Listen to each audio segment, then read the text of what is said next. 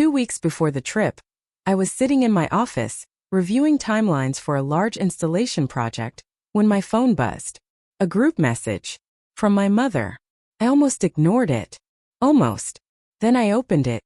And everything shifted. We've decided Daniel will go instead of you. He'll take better photos. That was it. No explanation. No discussion. No apology. Just a decision. Final. Cold. Dropped into my life like it meant nothing. I stared at the screen, reading it again and again, hoping I misunderstood. But no. My name wasn't even mentioned. Not replaced, erased. The silence in my office suddenly felt heavy, like the air itself was watching me process it. I leaned back in my chair slowly, my eyes drifting to the wall filled with project folders. Weeks of work, careful planning, precision. Because that trip? I had built it from nothing. 10 days. Luxury hotel. Private desert tour. Fine dining suspended in the sky. First-class flights. It wasn't just a vacation. It was a gift.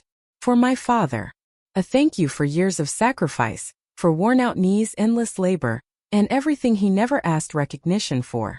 For a moment I had imagined we could feel like a real family again. And now? They gave my seat away. To Daniel. My sister's fiancé. A man who once tried pitching me a business idea that already existed in 10 better-funded versions. A man who conveniently disappeared whenever a bill arrived. A man who talked endlessly about vision, while borrowing my Wi-Fi and never contributing a single thing. I didn't cry. I don't process betrayal like that. Instead, I opened my laptop, pulled up a blank spreadsheet, and named it Recovery Plan. Then I started listing everything. Flights. Hotel reservations. Excursions.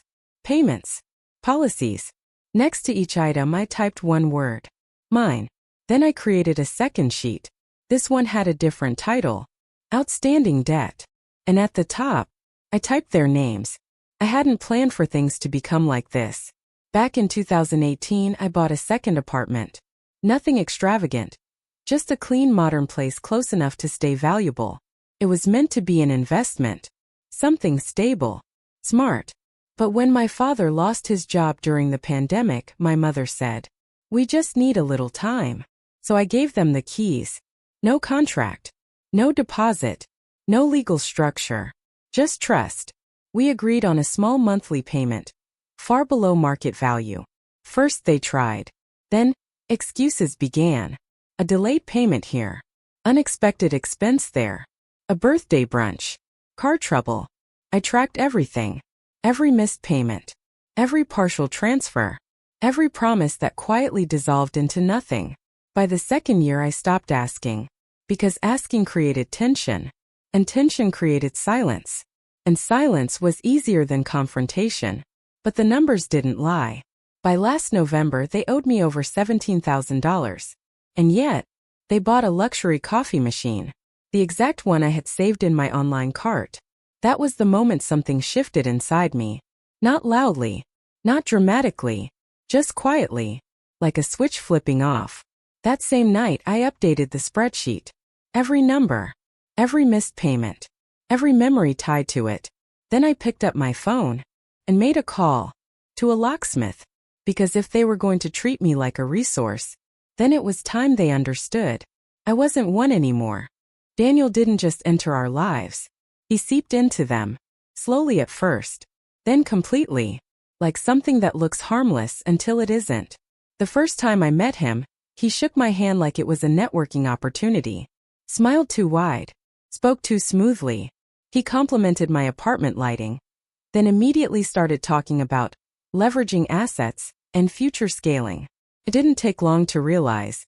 He didn't have a job. Not a real one. Just ideas. Endless ideas about what other people should invest in. My sister adored him. Called him a visionary. My mother thought he was charming. My father just nodded. Tired. Always tired. The night I told them about the Dubai trip, I remember watching my father's face change. Really change. His eyes lit up in a way I hadn't seen in years. He even pulled out an old book he used to keep about architecture in desert cities. He talked about seeing the Burj Khalifa one day. For a moment, it felt real. Like maybe I had done something right. Then my sister spoke. Can Daniel come too? I didn't hesitate. No. Calm. Clear. This trip is for Dad. I already booked everything. The room shifted instantly. Her expression hardened. You can't just add one more ticket? I've already stretched the budget. And it's not just a trip, I said. It's a gift. She laughed, but there was no humor in it. You're just bitter. Nobody ever chooses you first. The words landed harder than I expected, but I didn't react, didn't defend myself, didn't argue, because deep down, I knew something she didn't. I wasn't trying to be chosen anymore. That night I couldn't sleep, so I did what I always do when something feels off. I reviewed everything, every booking, every confirmation, every policy, line by line. Then I called the airline, not because I needed information, but because I already felt something was wrong. The representative was polite, professional, calm, until she said something that made everything click. Your reservation was updated last week. I froze. Updated how? You were marked as unable to travel due to a medical emergency. Silence. I didn't even breathe. A medical emergency? Yes. Someone claiming to be your sister called in. She said you were hospitalized and requested the ticket be reassigned. My grip tightened around the phone. And was it? No. Name transfers aren't permitted for this ticket class. A pause. Then she added, however, someone did attempt to check in using your reservation yesterday. That's when everything snapped into place. Who? A male passenger. He was flagged during verification. Daniel. Of course. He actually showed up. At the airport, using my name, trying to take my seat. I ended the call calmly. Too calmly. Then I reported everything. Submitted ID verification. Filed a fraud alert. And waited. By evening I had confirmation. They didn't just replace me. They tried to erase me. Legally. Systematically. Like I didn't exist. I opened the group message again. That same line stared back at me. We've decided he'll go instead of you. I whispered quietly. Not to them. Not to anyone. Just to myself. I see you now. And for the first time, I truly did. I didn't confront them. I didn't argue. I didn't send a single message. Because by that point I understood something clearly. Conversations wouldn't fix this. But actions would. The first call I made was to the hotel. A luxury beachfront property. Booked under my name, my card, my identity. When the receptionist answered, her tone was warm, welcoming, professional. Good afternoon, how may I assist you? I smiled faintly. Hi. I just need to confirm something. If someone arrives without the primary guest present, can they still check in? A short pause. Then, no ma'am. We require ID verification for all bookings. Perfect. Great, I replied calmly. Please cancel the reservation. She hesitated slightly. It is non-refundable. I understand. I ended the call without another word. I didn't care about the money. Not anymore. Next came the desert tour. Private SUV. Falcon show. Dinner under the stars. Cancelled. Then the yacht booking. Cancelled. The private cooking class. Cancelled. Spa reservations. Cancelled. One by one. Like removing bricks from a structure I had built myself. Each cancellation came with the same tone on the other end. Confusion. Polite concern. But no resistance. And with every confirmation email that landed in my inbox, I logged it. Carefully. Precisely. Under one column. Recovered. And beside it, a name. The flights were more complicated. I couldn't undo everything. The outbound ticket had already been flagged due to the fraud attempt, but the return flight? That I could still control. I called the airline again, requested additional security flags, extra verification, anything that would ensure no one boarded using my name again. The representative understood immediately. We'll monitor the reservation closely. Good. That's all I needed. Then I moved on to something more personal. My credit card. Cancelled. Reissued. Access revoked. Because if they thought they could use me, they were about to learn how wrong they were. By evening I was standing outside the condo, The one I had handed over without hesitation years ago. The one they turned into an obligation. The locksmith arrived right on time. Efficient. Quiet. No questions asked. Within hours.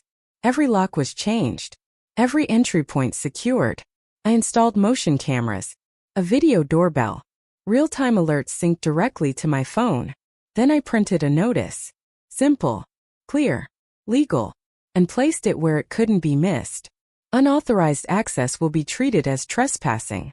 For the first time in years. Felt like mine again. But I wasn't done. Not even close. The next morning, I contacted a property management company. Paid extra for urgency. Requested a formal lease agreement. Not a favor. Not an understanding. A contract. Market rate. Full terms. No exceptions. And alongside it, a notice. 30 days. Sign or leave. Finally, I made one last call. To a real estate attorney I had worked with before. When he answered, his voice was steady. Familiar. I explained everything. Calmly. Factually. No emotion. When I finished, there was a brief silence. Then he said, "We'll handle this properly." That was all I needed to hear. By the time I closed my laptop that night, I hadn't said a single word to my family, but I had undone everything they took. Reclaimed everything they assumed was theirs. And the silence, it didn't feel empty anymore. It felt controlled. The first message came at 2:07 a.m. I didn't see it until morning. "What did you do? There's no reservation here." I stared at the screen, said nothing, turned my phone over, and went back to sleep. By the time I woke up, there were 12 more messages. Missed calls. Voicemails. Panic disguised as anger. "We can't check in anywhere. Everything's gone. Fix this immediately. This is illegal." Illegal. That word almost made me laugh. They had landed expecting luxury. Comfort. Everything handled. Even after removing me from my own trip, they assumed I'd still carry the weight. Still pay. Still provide. Instead, they walked into nothing. I imagined it. The hotel lobby. Their confident expressions slowly cracking. The front desk searching, then pausing. "I'm sorry, there's no reservation under that name." The silence that followed. The confusion. Then the panic. Later that afternoon, a video came through. I didn't even need to open it. The preview was enough. Daniel. Sitting on a bench. Arm in a sling. Face twisted in frustration. Arguing with someone off camera. Probably a driver. Probably blaming someone else. As usual. I didn't press play. More messages followed. "You've made your point. Stop this now. This is cruel." Cruel. That word lingered longer than I expected. I sat with it for a moment, then quietly thought. Cruel was spending thousands on a gift, only to be replaced. Cruel was having your identity used without consent. Cruel was being told you weren't enough. For your own family. I didn't respond. Not to any of it. Instead, I opened my laptop, pulled up my spreadsheet, and reviewed everything. Every dollar. Every decision. Every line that led here. Then, almost without thinking, I opened a donation page I had bookmarked months ago. It was for my father's medical treatment. A fundraiser that had barely moved. I entered an amount. Small. Intentional. And under the message I wrote, "From the daughter who wasn't invited." Then I closed the laptop, made myself tea, and sat in complete silence. Not heavy silence. Not painful silence. But something else entirely. Something I hadn't felt in years. Peace. They pulled into the driveway like nothing had happened. Like the messages. The fraud. The betrayal. None of it existed. My mother stepped out first, forcing a smile that didn't quite reach her eyes. Daniel followed, slower this time. His arm still in a sling. His expression carefully arranged between injured pride and quiet arrogance. My father stayed in the car. That told me everything. I stepped outside before they could knock. Met them halfway across the gravel. No warmth. No hesitation. Just clarity. "I assume you're here about the condo." My mother's smile dropped instantly. "What is all this?" she snapped. "We come home and can't even get inside?" I didn't respond. Instead, I held out a folder. Neatly organized. every page aligned. "This is your lease," I said calmly. "Market rate. Full terms. 30 days to sign or vacate." She stared at me like I had just said something unforgivable. "You're serious?" "Yes." "You're doing this to your own family?" "I'm offering you a legal agreement," I replied. "That's more than I was ever given." Daniel stepped forward, taking the folder from my hand. He flipped through it quickly, eyes scanning, calculating, looking for a loophole. Something he could twist. Something he could control. "This isn't how families operate," he said, shaking his head. I looked at him steadily. "Then it's a good thing this is no longer about family." The words landed hard. My mother gasped softly. Daniel's jaw tightened. "This could have been handled differently," he muttered. "You didn't have to escalate it like this." I gestured toward the papers. "This is the conversation." He handed the folder back like it offended him. "I'll have someone review it." Of course he would. Someone imaginary. Someone impressive. Someone who didn't exist. I raised an eyebrow slightly. "Your advisor?" He didn't answer. I stepped back toward the door. "You wanted to treat everything like a transaction," I said evenly. "Now it is one." Then I turned, walked inside, and locked the door behind me. They didn't sign. Not that week. Not the next. By the third week, they stopped responding completely. Silence again. But this time, it worked in my favor. On day 30, I filed the eviction. Clean. Legal. Final. 2 hours later, my phone buzzed. A message from Daniel. "You're making a huge mistake. This could backfire legally." I replied with a single image. The official filing confirmation. Nothing else. My sister left a voicemail. Crying. Accusing me of destroying the family. Over one trip. Just one. As if that was all it was. My mother sent a long message. Filled with memories. Old kindnesses. Sacrifices. Moments meant to make me feel guilty.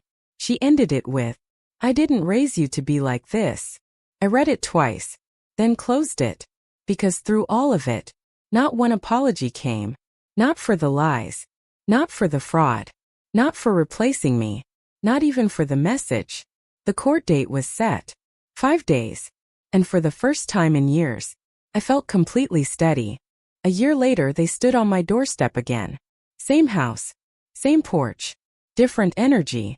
Daniel wasn't there. That was the first thing I noticed. My mother looked smaller somehow. Less certain. My father leaned on a cane. Time had caught up to him. And maybe everything else had too. "We're not here to argue," my mother said quietly. I didn't respond. Just waited. "We've been thinking," she continued, "about everything, about how things ended." My sister stood slightly behind her, arms folded tightly, like she was holding herself together. Then she spoke, barely above a whisper. "Daniel's gone." I wasn't surprised. My father cleared his throat. "They say I need surgery," he said. "My knee, it's gotten worse." A pause. Then, "We just need a little help. Until things stabilize." That phrase again. Just a little help. For a moment I felt it. That old pull. That instinct to step in. To fix things. To give. But instead, I reached behind the door, pulled out an envelope, and handed it to them. My mother opened it slowly. Her eyes widened. "There's money in here." 3,000, I said. "For the surgery." My sister stepped forward, hope flickering in her voice. "So we're okay now?" I shook my head. "No." Silence. "This isn't reconciliation," I said calmly. "It's accounting." The words settled between us. Heavy. Unavoidable. "I'm not angry," I added. "But I'm not responsible either." My father looked down at the envelope, like it meant everything. And nothing. At the same time, my mother reached out slightly. Maybe for my hand. Maybe for something else. I didn't move. After a long moment, they turned. Walked back to the car. Slower this time. Quieter. I watched them leave. 3 figures fading into distance. And I realized, they might rewrite this story later. Make me the villain. Or soften it into something else. But I knew the truth. This wasn't revenge. This wasn't cruelty. This was balance. the final payment, on a debt that was never really about money. A week later a message came. Short, sharp. Until you fix this, you're no longer our daughter.